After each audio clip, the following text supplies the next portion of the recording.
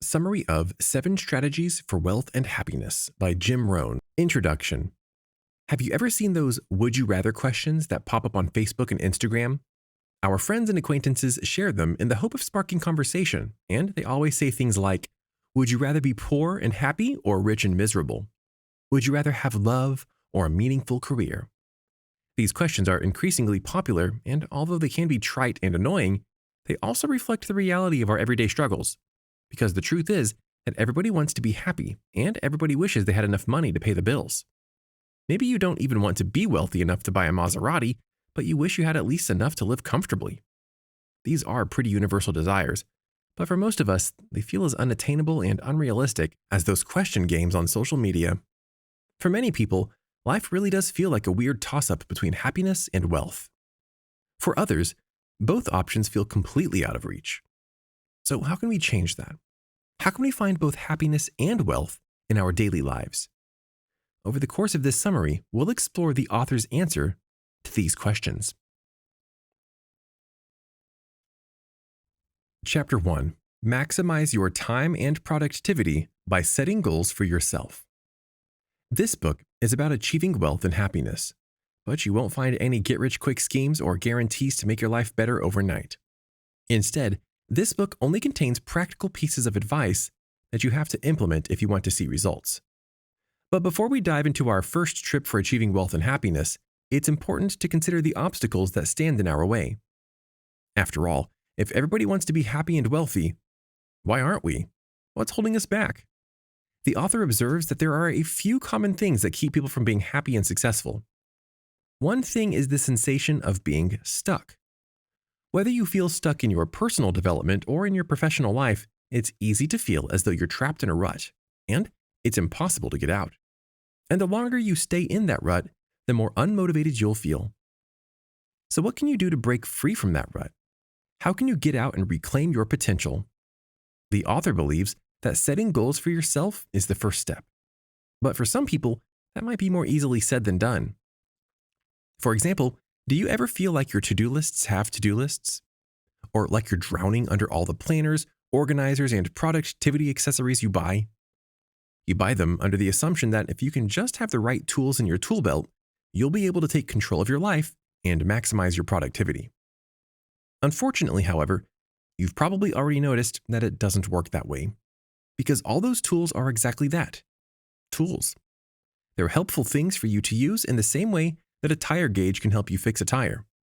But just like a tire gauge, they don't have the power to jump up and magically fix your life for you. Your planner will never check off the items on your to-do list while you sleep. No, sadly, these tools will only work for you if you put in the effort yourself. But that can be really difficult too. In the digital age, our attention spans are shorter than ever, and we have more interruptions than ever.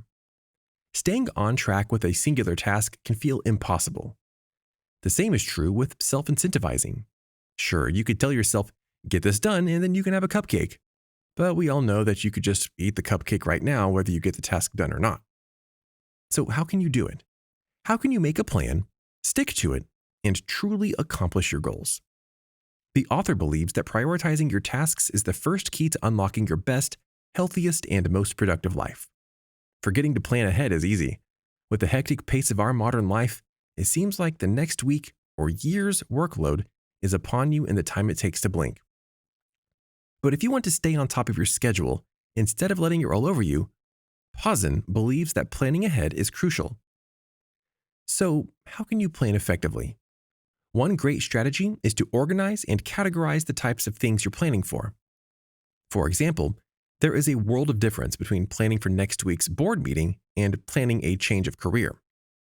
That's why the author recommends categorizing your plans in terms of aims, objectives, and targets. You can think of aims as broad, big issues that have to do with your career. For example, if you wanted to expand your business and open up a new second branch, this would be an aim, and you would likely be strategizing that aim over a period of several years. Therefore, an aim is very different from an objective, which might take anywhere from a few months to a couple of years to accomplish. A good example of an objective might be starting an internship at your company. Lastly, targets are smaller tasks that have to do with the here and now. targets typically take under 2 months to accomplish, so they're more immediate goals like completing your paperwork or designing an ad campaign. And because your targets and objectives are more likely to be the stuff of your everyday life, it's important that you remember to stay on top of them and schedule them appropriately. Chapter 2. Kick procrastination to the curb. We've all procrastinated at one time or another because it's just so easy to put something off when you're just not feeling it. It's so easy to say, just one more episode and then I'll start working. Or, I'll wake up early and do it tomorrow. And if you haven't told yourself that last lie before, here's a top tip. Your brain is absolutely lying to you when it tries to convince you that you'll wake up early and do it tomorrow. Take it from my bitter experience. You absolutely will not do it early tomorrow. Do it now. Procrastination is one of those things that we all know we shouldn't do, but we do it often anyways. Maybe it's because you really, really just hate the task you have to do. Maybe you're in denial about how long it will take you to accomplish that task, or about how much time you've wasted already. But the truth is, no matter what your reasons are, procrastination is always the enemy of productivity. But what you might not know is that procrastination is also the enemy of personal development. Remember how, in the previous chapter, we talked about people feeling stuck in a rut? Well, it turns out that procrastination is to blame for this issue as well. Because when we put things off and live intentionally lazy lives, we're not being our best selves. And that, in turn, means that we're not embracing our full potential. So when we feel lazy, stuck, and unmotivated, it's no surprise that we're also not very happy. And that's why the lesson from this chapter is pursue happiness and productivity by kicking procrastination to the curb. So how can you beat procrastination? The author recommends that you start by tackling the emotions that drive this habit. So let's examine one of the most common and least talked about feelings that fuels procrastination. To put this into context with an example, I want you to think back through your life experiences that have nothing to do with work. For example, have you ever ordered a package and eagerly awaited its arrival, only to find that your excitement fades when it finally arrives? This emotional experience might feel perplexing, but it's actually pretty easy to explain. Because sometimes you're more excited about having something to look forward to than you are about the physical product you've purchased. The same is often true of projects as well. Whether you've gotten a new promotion at work or you're excited to spearhead a new project, we often start out really excited and find that our excitement dwindles as time goes on. It usually starts fading once we reach the actual work part of the project. By contrast, maybe you're really anxious about a project, and you've been nervous about it for a while. But once you sit down to work on it, that excitement or anxiety is gone. In its place is your sheer boredom of annoyance with the reality of what you have to do. Once the excitement or anxiety is gone, it's easy to tire of the project. Look for ways to avoid it and chase the next emotional high.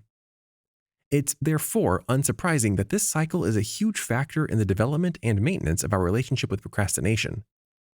But now that we know this is what happens, let's find a way to counteract it. The author's research shows that we can actually trick our brains into hacking our happy hormones and enabling us to stay motivated. How does it work? Well, it all starts with a choice. It's no secret that human beings love choices. In fact, allowing your toddler to make small decisions is one of the most common parenting tips around. Even choosing something as simple as what color dress you want to wear today can make a toddler feel proud and powerful. And the same is true for adults. We often connect personal and professional satisfaction with a sense of being in control. So making choices is a fast way to hack our motivation. For example, if you have a mountain of work to do, try making choices that will help you break that mountain down into small, manageable chunks. For example, let's say that you have to read a 50-page document and then design a PowerPoint presentation that reflects the information you've read. If you consider that task in its entirety, it sounds overwhelming. It will take hours. It's enough to make you give up and start binge watching your favorite show on Netflix.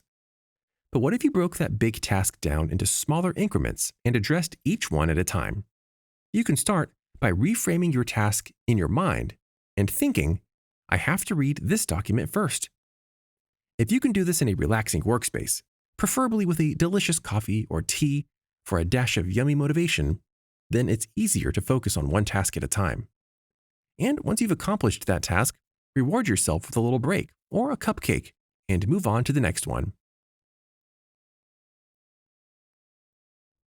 Chapter 3: How to Grow Your Wealth. In both of the previous chapters, we've examined some practical tips you can take to become happier. But now, it's time to turn our attention to the other key topic of this book: wealth. When we think about our own everyday lives, it's easy to see that wealth can be just as elusive as happiness. Everybody wants to be rich, just like everybody wants to be happy. But we rarely take the right steps to make either of those dreams come true.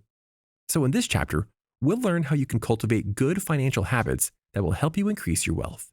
And we'll start with a pretty universal desire: becoming a millionaire. If you went up to the average person on the street and asked them, "Would you like to be a millionaire?" pretty much everybody would say, "Yes, I'd love to be a millionaire." However, the author observes that having an excess amount of wealth can be more problematic than you might think. That's because it's a lot easier to become a millionaire than it is to stay a millionaire. Why? Well, although we tend to conceptualize $1,000,000 as being an infinite sum of money, the truth is that it's anything but. So let's imagine that you really do have $1,000,000. You spend at least half of it on a fancy house. You spend more on a luxury car. You spend a little extra on some designer clothes to match your new lifestyle. Now, an overwhelming portion of your infinite amount of money is gone. How are you going to make your house payment? How will you pay for your flashy car insurance or repairs? How can you keep up with your new high-class friends? What are you going to do when something breaks in your house, requiring expensive repairs? The author observes that self-made millionaires who hang on to their nest eggs are successful because they considered these dilemmas in advance and planned accordingly. Sure, there are a lot of young self-made millionaires and celebrities who are happy to flash wads of cash around and who blow their money on trying to maintain their lifestyle, but these are the folks who quickly run out of cash. By contrast, the millionaires who make a few expensive purchases and control their budgets carefully are able to hold on to their wealth for a long time to come. And the author's research indicates that many millionaires practiced this strategy for a long time before they ever attained their wealthy status. In fact, the penny-pinching strategies they employed are so accessible that pretty much anyone could implement these tips to become a self-made millionaire. Here's how it works. You start by simply cutting out all the purchases you don't need. The things we buy may be different for everyone, but the logic is the same.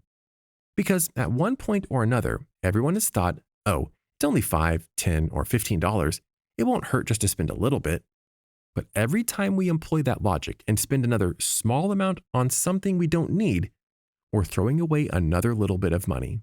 And if we repeat this process multiple times every month, we've thrown away hundreds of dollars before we ever even realize it. But what would happen if we held onto those little chunks of money every time instead? What would happen if we saved them and put them aside? By carefully saving over time, the author affirms that it's easy to put aside enough money to become a self-made millionaire. In fact, contrary to popular opinion, you don't need to make 7 figures to begin with. You don't even need a substantial salary. You can cultivate a fortune of your very own by simply setting a goal, sticking to a budget, and saving money every month. Final summary. Despite all the differences that divide us, most human beings on Earth are united by 2 common things. We all want to be happy, and we all want to have money. But because we often view these goals as being unrealistic or unattainable, we tend to settle for something less and assume we'll never be happy or wealthy. And in doing so, we cultivate a defeatist attitude that holds us back from pursuing our goals. The author asserts that if we want to actually accomplish our goals, it's important to start by revamping your mindset. And you can do that by developing good habits that encourage success. Setting goals for yourself is a great place to start. This practice will help you to develop determination and discipline. It will also show you that you can make your dreams come true as long as you put in the work. Another important step is eradicating procrastination from your life. Everybody procrastinates at one time or another, but we have to kick this habit if we want to achieve our goals. And lastly, you can grow your wealth by saving a little bit of money here and there and making smart financial choices. These tips might seem pretty simple, but if you put them into practice and apply some good old-fashioned determination and hard work, these tips will help you to become happy and wealthy.